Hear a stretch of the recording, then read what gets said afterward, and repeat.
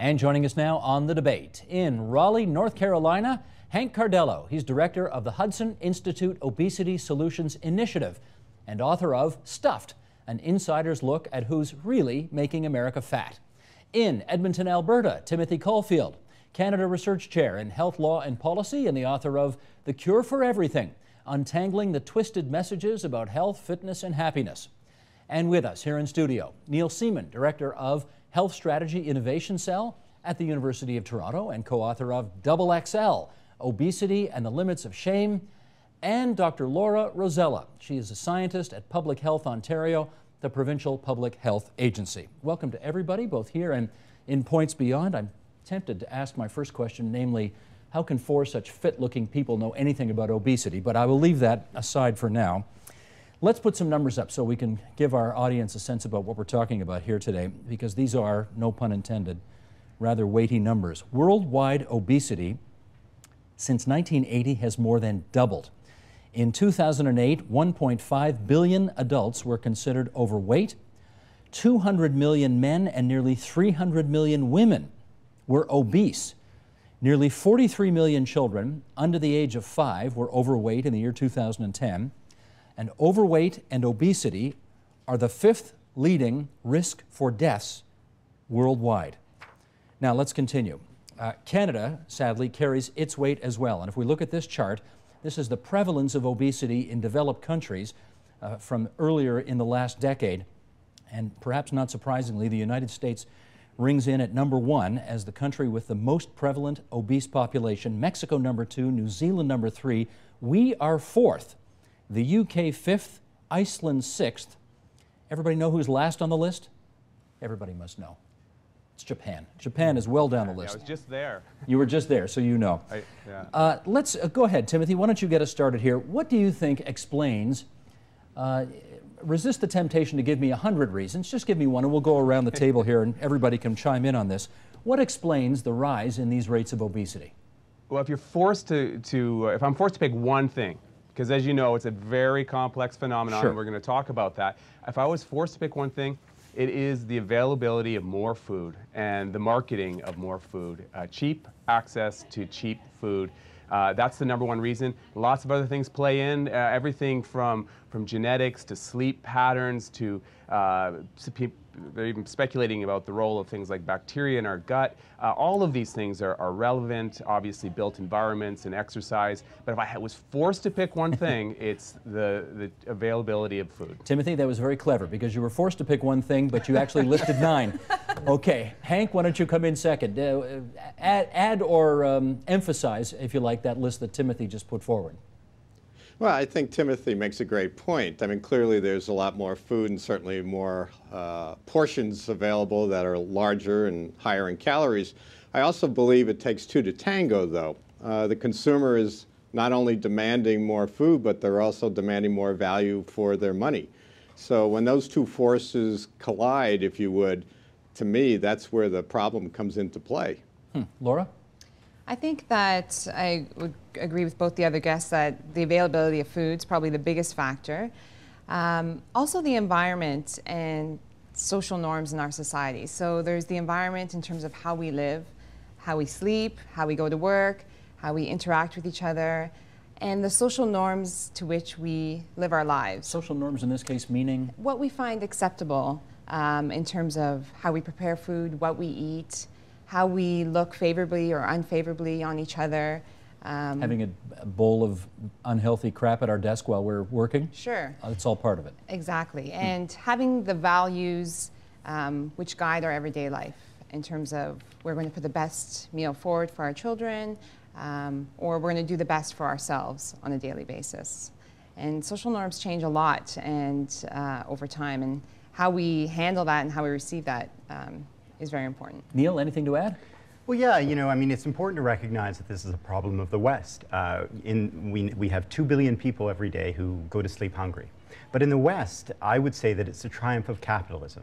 If you look over the last 40 years, Steve, what have we seen? We've seen incredible technological progress in terms of the easy, cheap production of food. We've seen a dramatic rise of women in the workforce.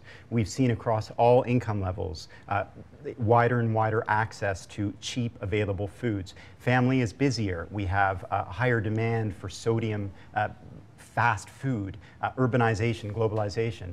One of the things I've learned in the course of writing my book, and I suspect my colleagues have as well, is that we all have our own very strong opinion on what the cause is of the obesity epidemic. But the grander reason, I think, is the triumph of capitalism. And the reason that matters, and I know we'll be getting to this later, is I think that from a public policy solution point of view, any solution we put forward cannot denigrate capitalism. We have to make sure that we embrace industry in this onward march of cheap food, which is always going to be among us in the West. Because that's just the reality. It is the reality. That's the reality. The double So live working with it. family, we have to live with that. That's not going away. Okay. Timothy, Neil just used the word epidemic to describe the situation. Would you agree with that, that the obesity problem in the world has reached epidemic proportion?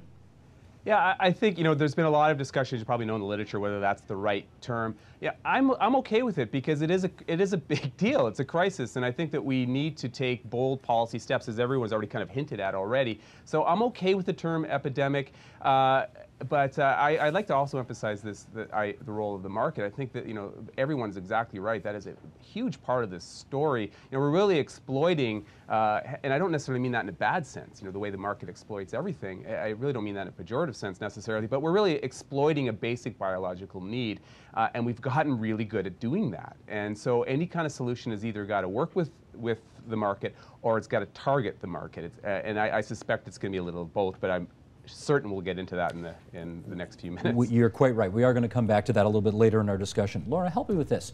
If you are an overweight child, does that necessarily mean you're going to be an overweight adult? Not necessarily. We do know that when you're overweight as a child, you are more likely to gain weight more easily than, say, if you weren't overweight as a child. There is some biological basis on the programming of your cells. Metabolically, there's some important changes that happen when you're young, which can make it more difficult to lose weight when you're older. But we know for a fact that it doesn't mean for sure that if you're overweight as a child, you're doomed for your future. But it's so important, which is why childhood obesity is a major part of this problem. Because presumably once you start on a certain path of bad habits, bad behavior, it's much more difficult to change. Right. Hank, please go ahead, Hank. Well, I was just going to comment on that. I've seen some recent research from Nestle Infant Nutrition, the marketers of the Gerber baby food line, and they would actually reinforce those comments because they are finding that by 12 months of age, the lifestyle eating patterns are starting to be imprinted, and it starts getting very, very difficult to make changes after that point. So their mission starts to become, well, what can we do to affect some positive change very, very early in the process, as opposed to looking at 4, 5, 6 years old. It's actually happening much sooner than that. Okay, Hank, this is a bit of a revelation, so help me with this. Are parents as early as 1 year into their baby's life feeding their children the kind of garbage that will make them obese later in life or get them on the path to that? Well, what you see from their early data is that very, very early you're seeing a higher percentage of fruits and vegetables, let's say healthier products that they're consuming. And it starts shifting very early so that by age 1, you see items such as the potatoes/French fries are becoming the #1 vegetable that are being consumed. So, and again, that's laying the pathway very early in life. And they're viewing it, though, as a challenge to themselves to how they could help children and infants set the stage for a healthier and more nutritious lifetime. Neil, tell me this. I suspect many people watching us right now spend too much of their weekend watching football. The NFL playoffs are on, and we saw a lot of 350-pound elite athletes running around the field, but a lot of them look really fat. Can you be fat and healthy at the same time? Well, yes. This is part of the paradox of obesity, and this is why in the course of our book we talk about healthy living and healthy living vouchers, and that's the discourse in public health, I would suggest, and in public policy, that we need to explain. Because there are people who are overweight and in fact quite healthy, it's incredibly difficult to message these simple eat your fruits and veggies campaigns and make a difference. We really have to be incredibly nuanced in how we approach every individual who has their own unique weight challenges. We know the science of obesity says that everyone's unique. And so how do we reflect that back in a health system level policy which recognizes that everyone's unique? You just said something about vouchers. What's that a reference to? So in our book, we recommend what we call healthy living vouchers, which is otherwise taxable income that people over 16 years of age and older can apply to a universe of particular options which they engage in with their primary care provider, such that they can sustain an ongoing path toward healthy living. It may not work. There need to be incentives, accountabilities, but if it doesn't work, people need to regroup and march forward. And the reason we've introduced this policy, and we've had some debate around it, is because we feel that this is a policy of liberty. It opens up a number of different choices, and it's a policy that enables measurement. It enables people over time to measure progress. Anybody trying this right now? We have very limited case studies. In the UK, for example, there are what they call healthy living vouchers, but they're restricted in terms of application. What we envision is a healthy living voucher which has a more agnostic range of potential applications. And we also want a self-regulatory, non-state body to evaluate different interventions. Okay, let me read a little excerpt here, and Timothy, I'll go to you first on this for a comment. This is Tara Parker Pope, who wrote this in the New York Times just about a week and a half ago. She writes, "For years, the advice to the overweight and obese has been that we simply need to eat less and exercise more. While there is truth to this guidance, it fails to take into account that the human body continues to fight against weight loss long after dieting has stopped. This translates into a sobering reality. Once we become fat, most of us, despite our best efforts, will probably stay fat." Okay, Timothy, why do attempts to lose weight seem, if she's right, destined to fail? That was a great article, by the way. There's a whole bunch of reasons. We're phenomenally efficient biological eating machines, and evolution has made us really good at it, really good at eating, and really good about keeping it on. First of all, I think that there's a huge cultural aspect to this. Everyone's told, all the messaging is around losing weight. All the messaging from the marketing of diets to some degree, even what you're hearing from primary care physicians is, you got to lose weight. The real struggle, the real battle is keeping it off. And that's because it's a lifestyle, and it's a lifestyle that has to last forever. And it's a lifestyle that really is fighting against a lot of the cultural norms that we have. We've already heard about, fast food, easy food, not sitting down and making healthy meals. And that's really the kind of thing that's got to change. It has to be a cultural change, and it's a long-term change, both at the society level and really also at the individual level. And I think on an individual level, you can do simple things to make it better, to hopefully maintain your weight. But the failure rate is extremely high, depending on what study you look at, anywhere between 90 to 95% after 2 years. It's just very, very difficult to keep it off. And there's a whole bunch of other biological reasons that we can talk about, but I think that has to be the focus in the future, is keeping it off. Huh. Laura, do you agree that once you're fat, you're probably always going to be fat because keeping it off is just so hard? Well, I agree that our environment makes it very difficult to keep that weight off, and there's a lot of complex factors with keeping weight off. But I would also argue that there's a more important point here, which I think gets overlooked all too often. And you mentioned the overweight person that's healthy. There's actually also the person that's in the normal weight range, or even just a slightly overweight. They're the ones that are at biggest risk for becoming obese over time. They're gaining maybe 1 to 2 pounds a year. They're eating healthy overall, not engaging in high-risk health behaviors, but they just need to make some small changes to prevent that weight gain to start with. And that's, in terms of a policy perspective, where we want to focus on. So we want to help these people just do a little more physical activity every day, incorporate a little more healthy food in their diet, and they won't gain the weight to begin with. Because if you're gaining 1 or 2 pounds a year, you don't even notice until 25 years after you're out of university. That was me, by the way. I was just going to say, Timothy, I know you did this, yeah. And once you're at that point, that's a very different struggle than just doing small changes every day on a large proportion of the population, that will actually have a significant impact on combating the problem. Timothy, as long as you, I mean, because this is your story a bit, you sort of woke up and, what, 20 years later and realized that a pound a year and suddenly you felt overweight and you felt the need to do something about it. So what'd you do? Well, the funny thing was, and I'm curious, Laura wants to comment on this, I didn't think I was overweight at all. I thought I was perfect. So I was almost exactly a pound a year since I graduated from university, so like 25 pounds. And I went in and got my, my fat count taken, DEXA, and I was overweight. And I couldn't believe it because I'm a fitness fanatic. I've been working out like a demon my whole life.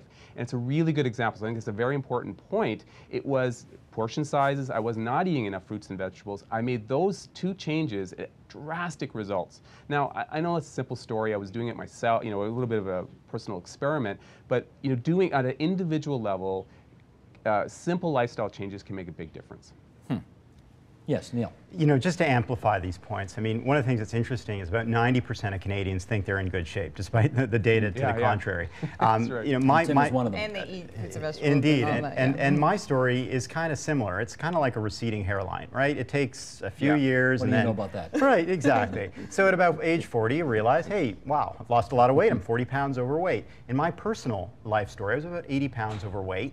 What? Yeah, losing the weight was actually relatively easy. How much did you weigh? I weighed 255. Yeah. How tall are you? I'm 5'10". 5'10", 255. Yeah. What are you now? I'm 165. Now, let me explain. What happened with me, losing the weight was relatively easy, but my solution, my sustained weight loss was quite unusual. I started inner city fighting, boxing in gyms in Toronto. I just loved it. If you asked me 10 years ago whether I'd become a boxer, I'd tell you you were insane. It's not a public policy solution that I'd recommend to everyone. In fact, I'd recommend it probably to no one. But the point of this is that it reinforced in my own mind that everyone's struggle with healthy living is unique.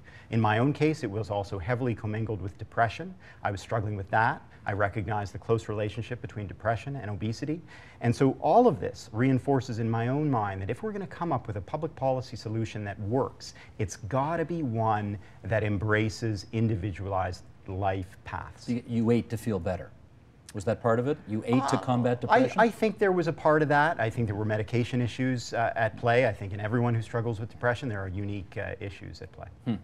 Hank, what about genetics in this situation? If you are sort of predisposed to be heavy, is there anything you can do about it? Well, I have a different perspective on this issue, and Tara Parker Pope obviously is an excellent writer. When I look at this issue about consumers and what they can do and how they can change, one of the things we don't do is we don't look at, it's not only looking at consumers individually as is suggested, which I would agree we're all different, including genetics, but there are different segments of consumers, some that are more disciplined and those that are less disciplined as they approach this issue of eating and obesity. Our work has shown that there are, oversimplifying, three segments. You have those who walk the talk, and that's about 25, 26%. You have those who we lovingly say are dazed and confused. That's about 40%. And then you have a final 35% who tell you to get lost. That's my story. I'm sticking to it. So when you look at it in that framework, listening to the stories here, you have some very disciplined approaches to address the problem and to maintain healthy lifestyles, if you would. We have to really attack this on a segmented basis, and that has major ramifications for policies, because if we're just telling everybody to get with the program, there's your 25% already there, and perhaps some of the dazed and confused come along with you, but the rest of the world won't get there. And we have to look at our policy as a ways to address the three unique segments as opposed to one size fits all. Tim and Neil have both fessed up to their 25 and 90 pound weight loss, respectively. Anything you want to fess up, Hank, while we're at it here? Too many things to tell, but not related to weight. Okay, fair enough. Let me get you, Laura, to follow up on that issue that I just mentioned. If you're a young person and you see that you have two fat parents, and your assumption is you are predisposed to be fat as well, you may think, legitimately, why bother? Yeah. Game over. I think there's a big psychological component to weight loss. It comes from what we learn from our parents and our peers. It comes from temptation, etc. So I think that as a young person looking at their parents, they may have learned their bad behaviors that led to that weight gain, and they also may feel helpless in terms of the solution. What that means is that we have to support a healthy environment around them. They're not just looking at their parents, they're looking at their peers, they're looking at people on TV. The social norms I was talking about earlier need to be addressed in all aspects of society. And I think that, we can have a positive influence through other ways. Is it your impression, though, that the way we look at overweight people today is the way that we look at smokers as well? They're almost, in some respects, demonized. Is that accurate? I think that we're not quite there. The issues, though they're often compared quite often, are different in that people see smoking as a choice, whereas we all have to eat. And I think that obese people are discriminated against for other reasons, aside from the fact that people think that it's their choice to be like that, compared to smokers.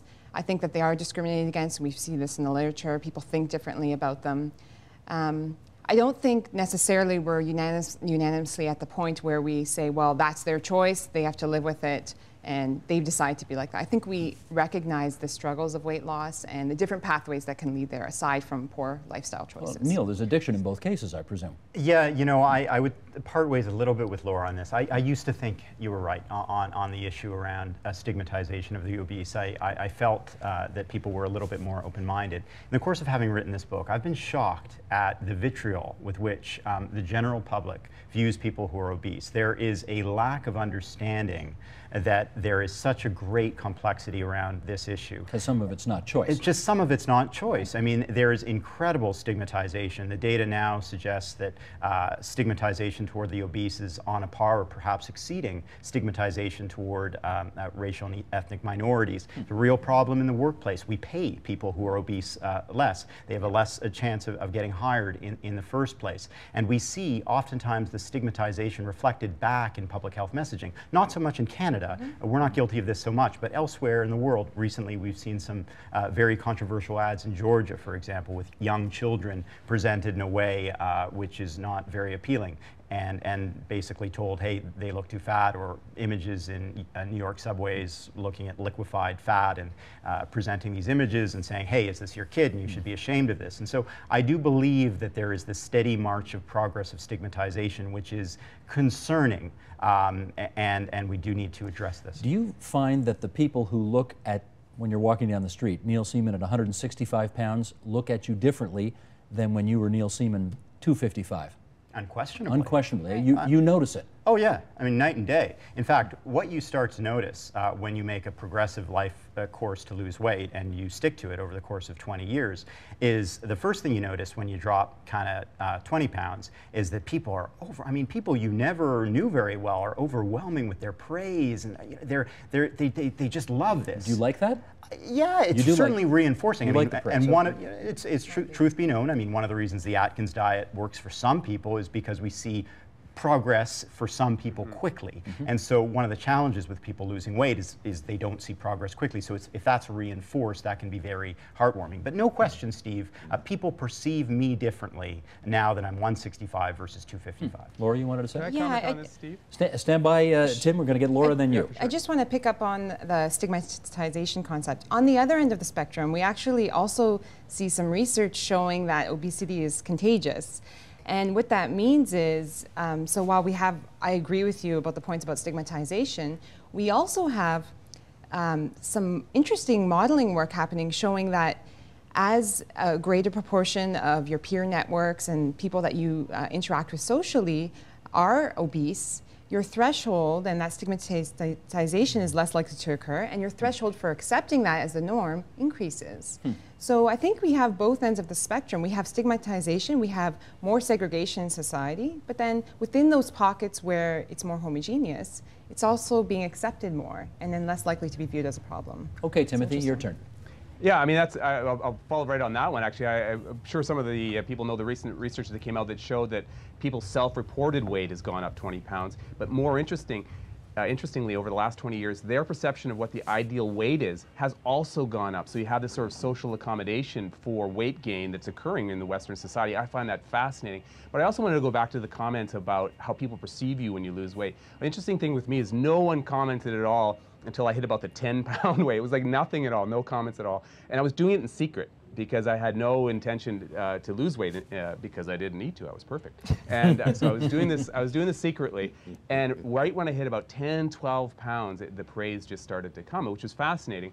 But the other interesting thing I found when I was writing my book is the number one reason to lose weight, not health, it's to look good. Right? People want to lose weight, and nobody asked me, how do you feel? Actually, one person did.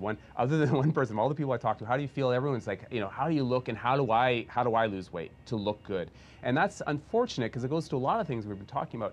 You should eat healthy to eat healthy. You should, you know, lose weight to be healthy, and don't worry about the sort of the aesthetic component of it. But so much of the messaging, so much of the diet industry and the fitness industry is tied up in the aesthetics of the whole process. Well, let me follow up with Hank on that. If it's our own narcissism to look good rather than to be healthy that gets us changing our lifestyle and making the behavioral changes that are necessary to take weight off, do you have a problem with that, Hank?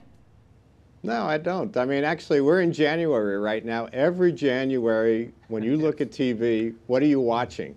You're seeing all the ads for Nutrisystem, Jenny Craig, Weight Watchers. It all starts in this vicious cycle every year. That's business, if you would. I think what everybody's touched upon, though, is how do we move forward and how do we get to a real-world solution on this? Because what's happening is we recognize there's a problem. We know the consumers having a very difficult time with it. The marketers just want to sell more problems. And the policies that have been imposed haven't worked. So where do we go from here? And that's where I think we have this confluence of issues that we need to take up to the next level. And one of the things that we're doing at Hudson Institute is now we're coming up with proof to these companies that, hey, it's just good business to market better for you products and you appeal to the bottom line. And my personal viewpoint is this is a supply issue. It could be managed, and as long as they can make more money doing so, that'll go a long way to helping us. One of the businesses that we are seeing all over the airwaves in January, as has been indicated, now that we've all pigged out during December, are you know, health clubs, gymnasiums, this kind of thing. Get fit. And let's put this up. This is from The Observer from a few years ago. The American Heart Association and the American College of Sports Medicine suggested that 30 minutes of moderate physical activity 5 days a week is necessary to, quote, promote and maintain health. What they didn't say, though, was that more physical activity will lead us to lose weight. The best they could say about the relationship between fat and exercise was this: it is reasonable to assume that persons with relatively high daily energy expenditures would be less likely to gain weight over time compared with those who have low energy expenditures. So far, data to support this hypothesis is not particularly compelling. In other words, despite half a century of efforts to prove otherwise. Can we try to nail this down, everybody? Tim, to you first. Exercise does or does not help you lose weight? Okay, this is one of my favorite topics. I think it's a big misconception out there that you can lose weight just exercising. I'm an exercise fanatic, and I cannot emphasize enough how important exercise is to your health on so many levels. But it's very difficult to lose weight and keep weight off on exercise alone. Now, studies show that exercise seems to be very important to maintaining weight loss, and whether that's because you're correlating exercise with a healthy lifestyle and more broadly, etc. But it's really difficult to exercise enough to keep weight off. You have a latte, one latte, right? You have to run pretty hard to burn off that one latte, and then the rest of the day you got to eat less than your body needs, or you're not eating anything, right? So I think it's a myth, and there's some evidence that that myth is perpetrated a little bit by industry, because what they want to say, a company, say pop company wants to say, you know, we promote activity, go out there and have fun and be active, and then you can celebrate your activity with one, you know, pop, nutritionally vacant bunch of sugar water, and unfortunately that's just not true. So I think it's part of the story, absolutely, but it's very difficult to lose weight via exercise. Hank, how about you? Exercise does or does not help you lose weight? Well, I think it somewhat helps, but it's without the food. The food, to me, is the bigger part of the equation. I mean, if you look at the charts on the amount of hours exercised by the public over the last 2 decades, it's down slightly, but not radically down. What you do see is that the calories available per person are up 30% since 1970. So to me, that's the bigger factor in this thing. So yes, I agree with Tim that there are many positives that come out of exercising, cardiovascular health as one, but I don't see that as the answer to the obesity crisis. Neil? Well, it's not the answer, but it is the answer with some people, right? For one of the segments that Hank has alluded to. And so we're all different. I mean, we do know that 20, 30 minutes of exercise a day has dramatic benefits for a number of chronic illness challenges. And makes you feel better, but can you actually lose weight doing it? Not necessarily. No. If you're an exercise fanatic like myself, if you pay attention at the same time, it's a lifelong course to your caloric intake, absolutely, but it combines with other issues. One of the problems from a public policy perspective is, let's look at the dominant public policy perspectives. Michelle Obama's very well-intentioned initiative, it's got some great things around it, but it's called Let's Move. In Canada, participation. The language that we use around just exercise, not enough. We got it here at TVO. The kids do this Don't Sit Still campaign and get people up and moving. And not to discredit. I mean, these are important messages, but just a small part of the solution. Yeah. Laura, how about If I could jump in. Oh, sorry, go ahead. Oh, sure. I'll just make a brief point that, again, it's obviously not the sole solution. The amount of exercise that we'd have to do to combat the food that we're eating is just often not possible. However, I'll just go back to that point of the people that aren't in the problem group yet. They're about, just on the cusp of being overweight. A little bit of exercise every day will actually help ward off that weight gain every year. So in terms of preventing the onset of obesity, it can have an important role. And I just think it's important to keep that in mind when we're talking about public health policy. Timothy, a follow-up? Yeah, this is a great follow-up again, Laura. We're like a team here. There was a study that, in one of the women's health study where they looked at, I think, about 30,000 women. And in that study, they found that an hour of moderate to intense workout a day helped keep the weight, help women maintain their weight. The women still put weight on, but they help them maintain the weight. Now, you think about that. That's like an hour a day of working out, and they're maintaining.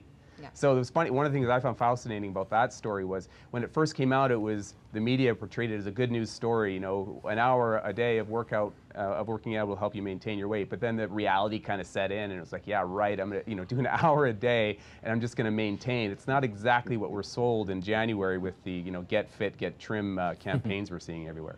Okay, we touched on this right at the very beginning of our discussion, and then we let it go. I promised we'd come back to it, and let's get to it now. The role that the food industry plays in fueling the obesity epidemic. Now, Hank, I want to start with you because you used to work at one of the companies that, is just the greatest, most nutritious, most delicious, wonderful food group ever invented, and I'm talking about Coca-Cola, of course. You start us off here. What role has the industry played in making us all fat? Well, if you go back to the mid-'80s, I mean, obesity wasn't even on the charts. The CDC in Atlanta wasn't even tracking obesity rates until 1985, 1986. And what has happened, if you look at fast food restaurants and the food industry in general, portion sizes clearly have gone up since then. They provide added value. They're more available, as was suggested earlier in the conversation. But also, again, I go back to the consumer. The consumer is also demanding more for their dollars, so to speak. And you see the confluence of those two forces coming together that I believe has gotten us here. To me, what hasn't happened are effective solutions. In other words, we've spent a lot of time trying to educate people about whether it's food pyramids, now MyPlate, or nutritional labeling, or putting calories on menu boards. And again, the education works fine for that walk your talk group, but it's not very effective for the rest of us. And I think we have an opportunity, instead of focusing on the stick, to focus more on the carrots, where we can incentivize and show industry that there are ways to make more money, improve their reputations, yield higher returns to their shareholders by increasing the number of better-for-you products in their portfolio. Because now we're finally quantifying that. We have never done that before. So I think they're part of the issue, along with the consumers and the regulators and even the media, for that matter. And I think we now are at that junction where we need to take it up another notch and get them to lower the calories, but do it in an incentivized basis. Lots to unpack there. And Laura, let me follow up on the education angle. I'm at McDonald's a lot. I got kids, I'm at McDonald's all the time. I don't see anybody in McDonald's reading the back of the, the placemats to see how much the fat intake of that quarter pounder is. No one does that. So are those efforts, well, perhaps well-intentioned, useless? Well, I think that public health and health promotion has struggled with this for so many years. Often education is cited as the solution, and for a proportion of the population, it will work. But for the vast, I'd say majority of the population, education is not going to work if the people don't have the tools to make it happen. And so now— And the tools are what? Well, the availability of healthy food, so healthy food options in the McDonald's, for example. The recognition of, for example, the individual choices that will appeal to the different segments of the population. So I think that we've come a long way in public health in recognizing that while education is important, it's definitely not the solution, and we need to think of more creative ways to creating a supportive environment for making those healthy choices. Okay, Neil, this one to you, and again following up on something Hank said.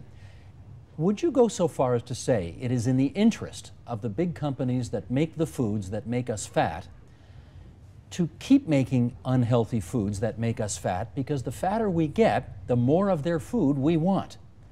Would you go that far? No, I'd say it's in the interests of industry, and in particular the food industry, to give consumers what they want. And consumers want to be healthy. If they're educated, if they're given available choices, if they have a good relationship with their primary care provider in particular, who can educate them along this healthy path, they will demand healthier choices. Outside of the food industry, we've seen this. So big international organizations like IBM, where I used to work, they get this, right? I mean, they have introduced workplace health initiatives, as have other big international organizations, because they care about recruitment and retention. It hits the bottom line. So what you need to do to incent big industry, whether it's the food industry, whether it's the technology industry, or any other industry, is you have to make sure that it matches their interests. I hear what you're saying, but Timothy, follow up with this. There are days when you have, it's either a long day at the office or you've been out, doing sports late at night or something. You get home, it's 11:30, and the only thing that's going to satisfy you is hoovering an entire tub of ice cream or a whole, bucket of chocolate chip cookies. Now, is it not, surely the industry in that case doesn't care about how healthy what they're eating is, and surely you don't either. Is that part of what we're dealing with here? First of all, Neil, what are you doing taking your kids to McDonald's? No, that was me. I was too, by the way. Sorry. I'm a big fan of McDonald's. I'm going to demonize the right individual here. I'll start with the host. Right? I do as well. Just for the record, Tim, I have the salad when we go to McDonald's, for the record. Okay. Okay, well, so this is also really interesting, because you're absolutely right. The industry wants us to eat, right? Because they make money that way. And unless we can create incentive structures that break that cycle, it's going to continue to happen that way. And even when McDonald's, offers healthy foods, there's something called a health halo that happens. People go in, they buy the healthy salad. I don't know if you do this, Steve, and then they reward themselves with a Big Mac or fries or maybe a milkshake, right? And they end up eating more calories, not less calories. So it's a very complicated problem, and I think we need to come up with more aggressive, regulatory approaches to this, unfortunately, or it's just gonna continue. I can't envision how, and I'm curious what Neil and others think, how we can incentivize industry to create a drastic change, maybe small changes, but a drastic change. And unfortunately, we're kind of getting to the point where we need drastic changes. Well, let me find out from Hank what he's got in mind there, because Tim just talked about aggressive regulatory changes. We did see, for example, trans fats were rendered illegal, I guess, in restaurants in New York City, and now you got to sell stuff that doesn't have trans fats.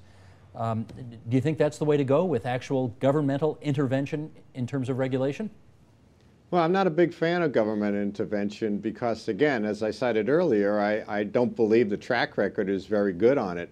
I think, again, when you appeal, as Neil was alluding to, appeal to the bottom line and get things in alignment. So aligning the profit motive with doing the right thing. We have now very tangible quantitative evidence that companies that are selling more of what we call better for you products are delivering higher profit margins and things of that nature.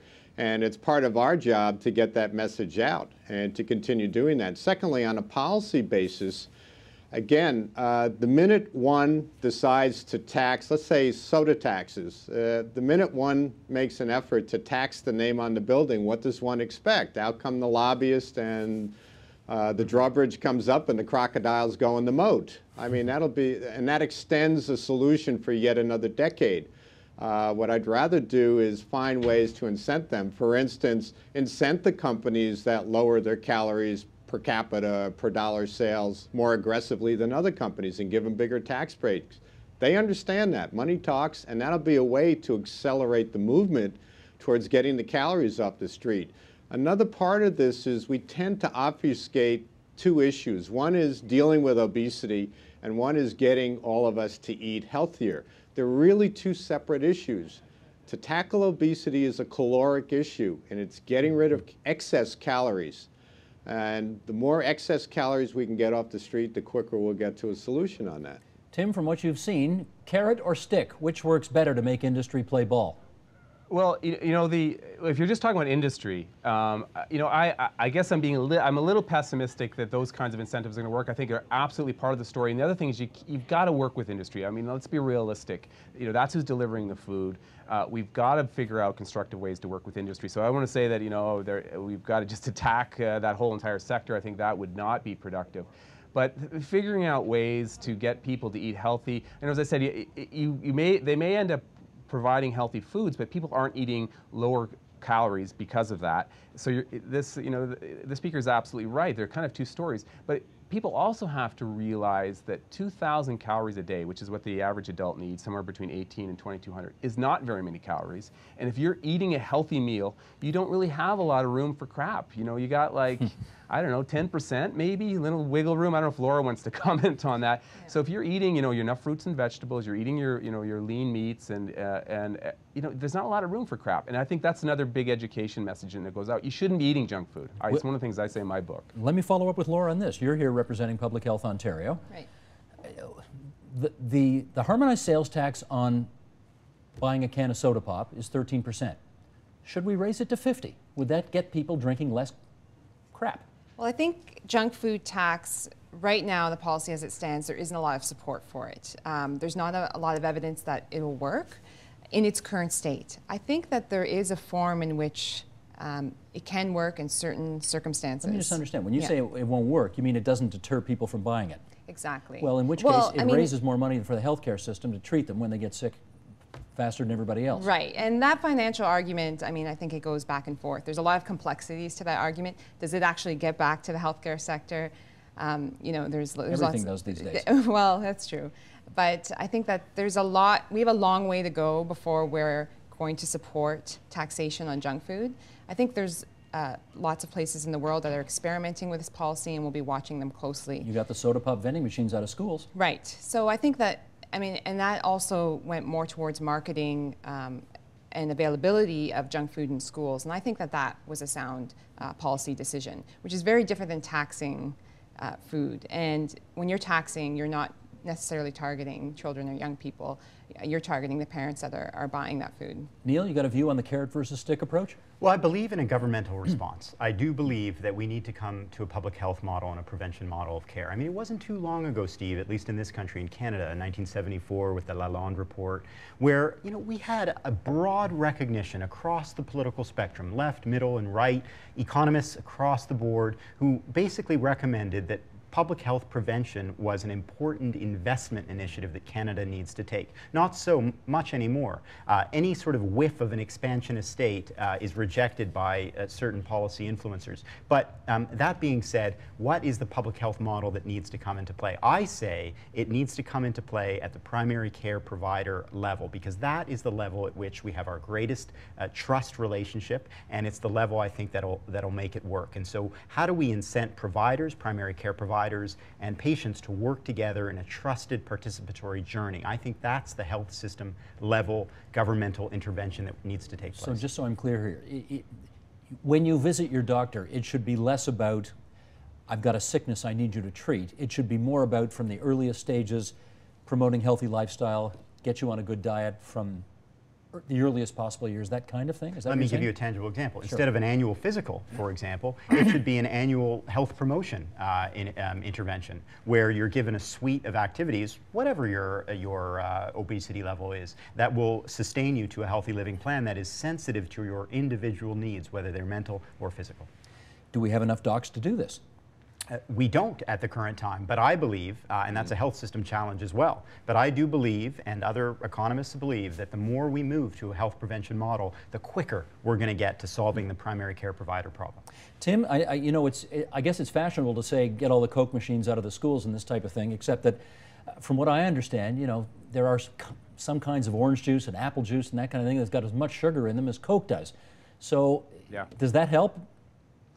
You know, I think it does help, absolutely, because it's that, again, that cultural change that's got to occur.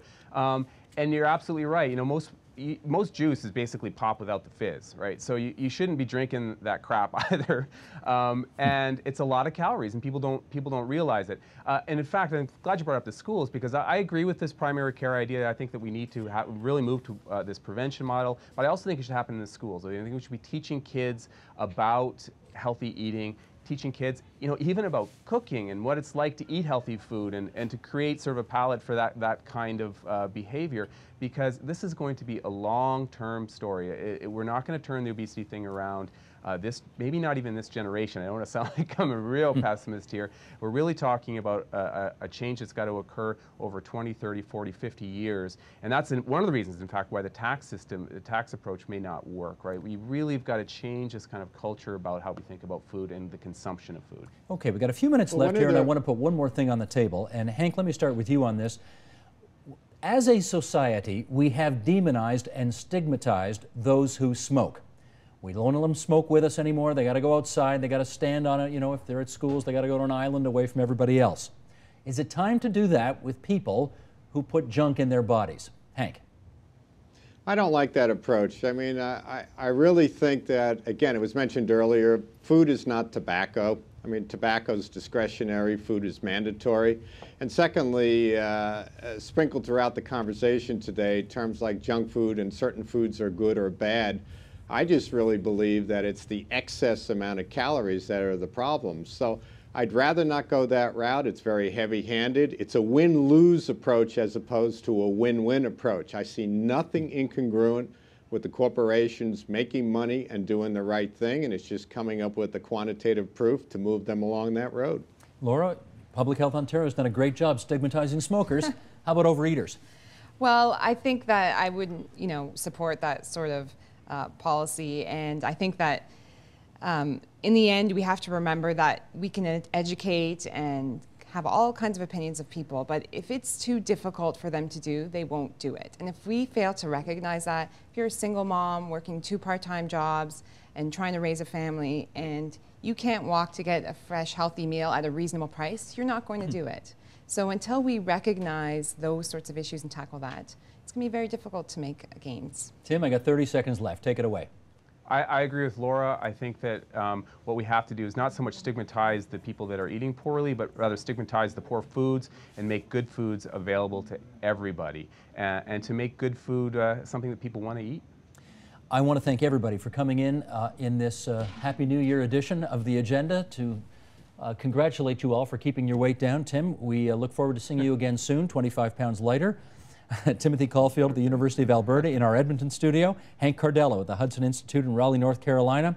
Here in the studio, Neil Seaman, 90 pounds. Where's the rest of you? Holy cow, 90 pounds down.